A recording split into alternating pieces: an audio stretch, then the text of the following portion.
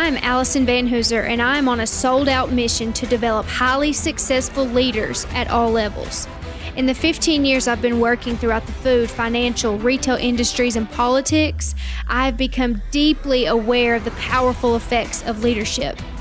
In each episode, you will get strategies and actions you can use immediately in order to change you, your team, and your business. The question is, will you choose to own it? Will you put your stake in the ground and decide to do something with what you've learned today? This is Stake, the Leadership Podcast. Hey there, thank you so much for tuning in today. On today's podcast episode, you will hear a clip of a keynote I did recently. It is a virtual keynote that I did for a group of managers and supervisors who are leading remote employees. If you too are leading remote employees, I hope that these quick 4 tips will help you create connections that lead to better performance than ever before. Enjoy! We're going to dive in right now for the next 15 minutes or so to really practical. I'm a very practical person. I don't want it to be complicated or theoretical. I want to say what's going to work. Tell me the next right step. We're going to dig into that. And I would ask you to own it, to write down exactly what you are going to go back and implement from this to make sure that you are leading a highly engaged remote team. So let's get started. On your handout, the very first bullet point says, we have to first redefine face-to-face. And I have to say that right off the bat because there are some people who, man, we prefer in person. And I'm right there with you. I would prefer to be in person in order to connect with you. I'd love to hug your neck. That's what we say here in Kentucky, in the South. We say, I'd love to hug your neck. That is an easy way for me to connect with people. And I think oftentimes it's the easiest because that's how we've known. It's all we've known growing up. We made connections face to face. We're used to that. But there's a new population who have learned to make authentic, real, engaged connections through a screen. And so I first must say we have to redefine face to face. It's important that we note that not everyone feels that remote work creates distance or that there is a better option. This may be the preferred option for some of your people. My daughter Holt, even my son Duke, who's 5, they don't know a world before FaceTime. If the grandparents call and they're like an old school phone call. I almost did this. How old school is that? If they do an old school phone call and it's not FaceTime, if the kids look at the screen and all they see is black, they think it's broken or they want nothing to do with it. Or they'll say into the screen, can't hear you, can't hear you. But what they mean is, I can't see you. They don't know a world before that. You may have Gen Zs on your team who are about 25 and younger, who maybe all they've known, maybe some of you have only ever known working through a screen. So those connections to you are very much real. They're very much authentic. You are all in on creating an engaged team. It's important that we note for some people this may be natural, for others it could be totally unnatural.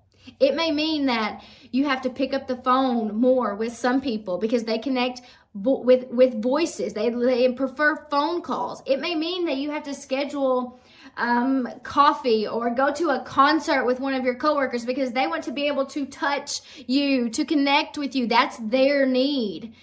But not everybody has the same needs. You can't treat everyone the same and basically put a blanket on everybody because different people have different needs. Some may be hot, some may be cold. It's important that we're willing to adapt our leadership. Second, start with stories. Start with stories. I'd be curious, and you all can look at one another. I told you all several stories today. That was intentional. Because of those stories, do you feel like we kind of know one another now? You kind of understand me better. You have an idea of who I am. It's when we get to know people's stories that we uncover our next right step. There was an article that came out just this week where maybe you've read it. There's a person suing their company because their boss, their supervisor, threw them a birthday party. And they said they're suing because it caused them extreme anxiety. Suing them for almost $500,000. That's a problem, right? A problem we don't want any part of. But I would ask you, for that supervisor who was trying to serve, I'm sure, I don't know the person, but let's say that they had a good heart. They wanted their employee to feel celebrated. They wanted to do something good. They were serving. They were being a servant leader. But the question is, were they serving the need? We talk about start with stories. How different might this situation be if they started off with a story? Hey, Brad, let's say their name is Brad. Tell me a story about what the perfect work day on your birthday would be. Or maybe they give you the birthday off and you come back the next day or maybe the day before.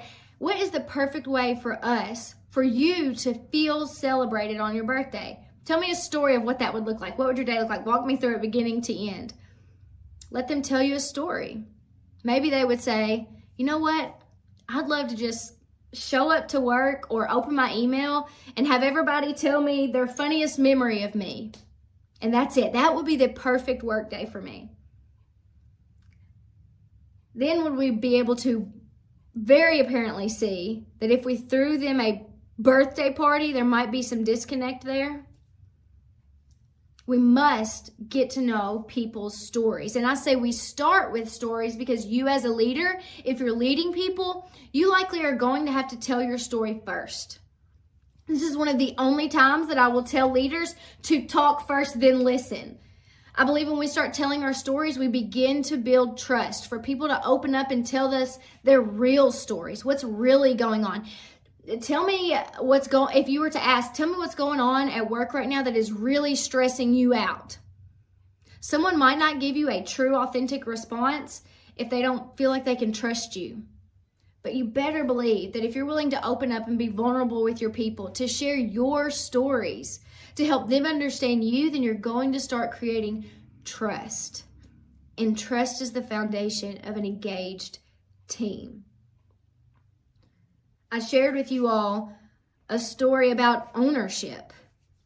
So maybe if I was your employee and maybe I was doing too much, I was taking on too much. If you knew my story, you might go back and say to me, very specific feedback, Alyson, hey, I remember the time you shared this story with me and I can see that you're taking on all this work, trying to make sure that you take care of everything. And I feel like, or tell me if I'm wrong, but I feel like you sort of just learned that that's who you are.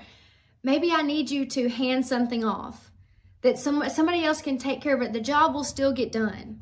That's a conversation, a very unique conversation, a very individualistic, customized conversation that can only happen if we know people's stories. And getting to know people's stories can be wrapped into your onboarding. If you choose to do re-onboarding after COVID to get to know your team again, you can get to know their stories. We're not going to spend any more time here, but I will tell you 3 stories I believe every leader needs to know and tell. You need to tell and ask. You need to learn your people's stories. First story is, what are key events that shaped you growing up? I've shared some of mine with you all today. What are the key events that shaped you growing up? The second one is, how are you parented?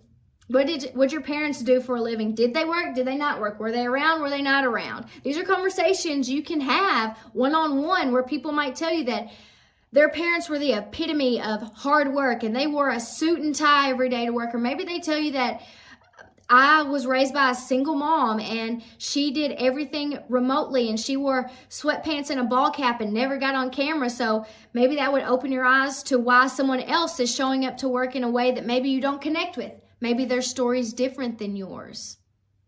Key events, parenting, and then finally technology.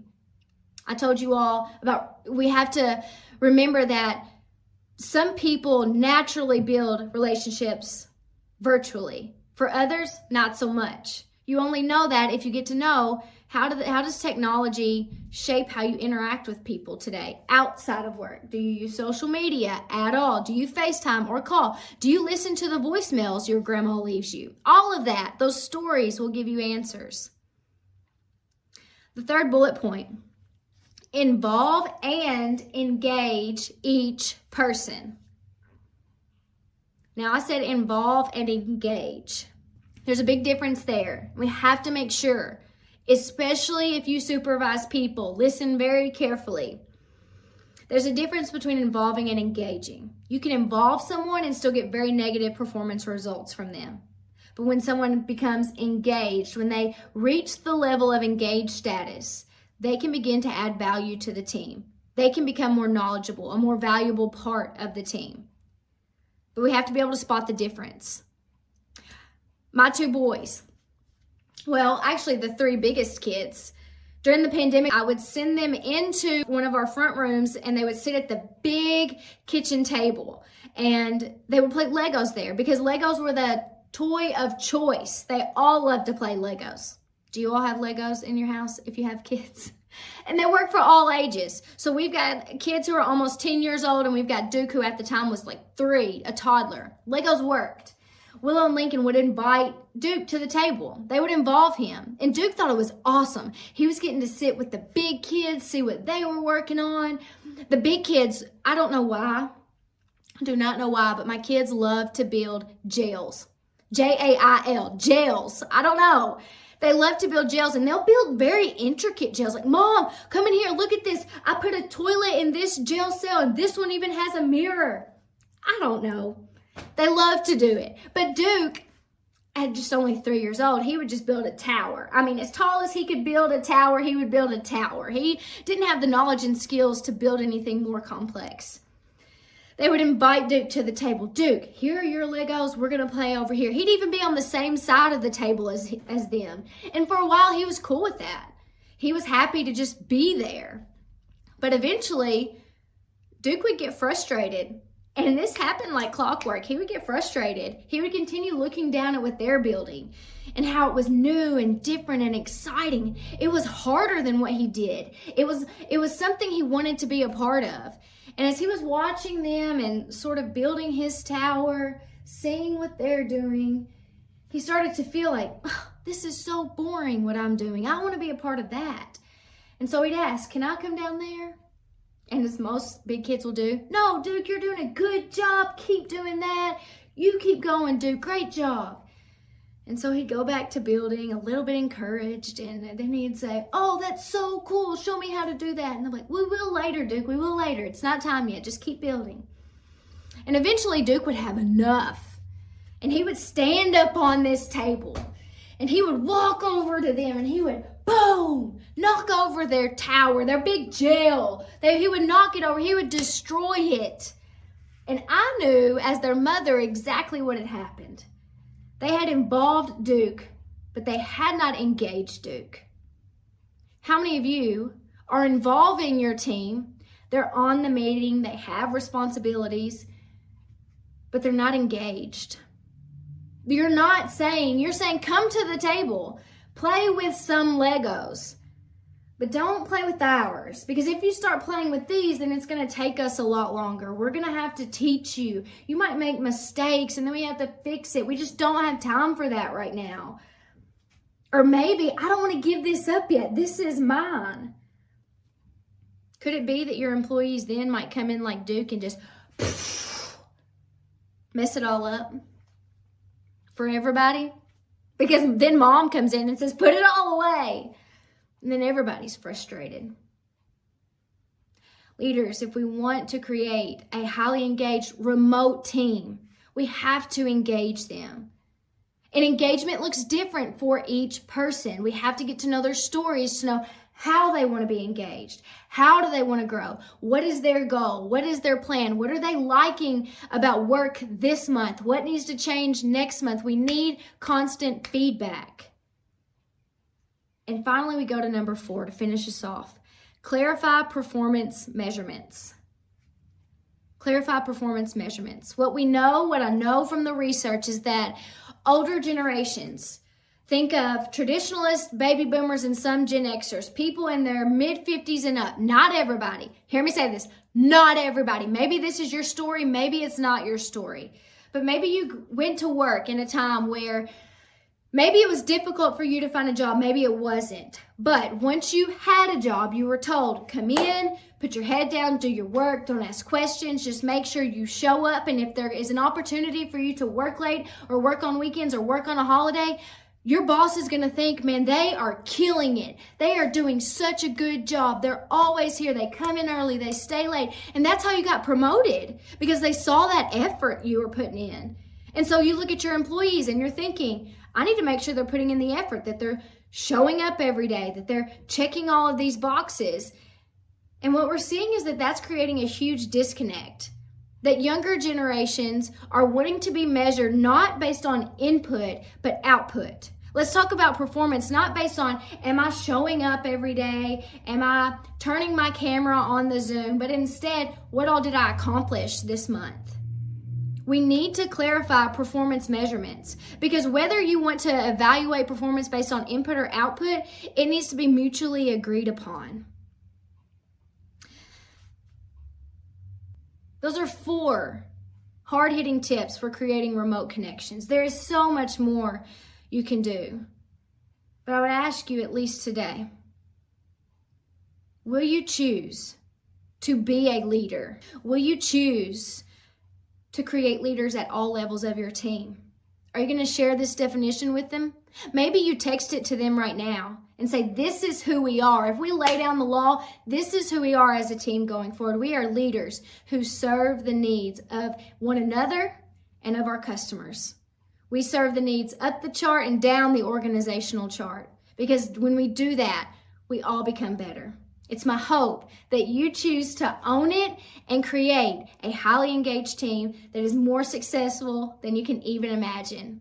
Thank you all. Thank you so much for tuning in today. For the links to everything mentioned in this episode, check out the show notes. And if you'd like more practical, tactical leadership development content, go to www.vanhooser.com for my weekly blog and all the links to my social media channels. And if it makes sense to start improving the leadership skills of your managers and supervisors, let's talk about training options for your team. Email me at Alyson@vanhooser.com. Leaders, make the choice today to put your stake in the ground and own your leadership success. This is Stake, the Leadership Podcast.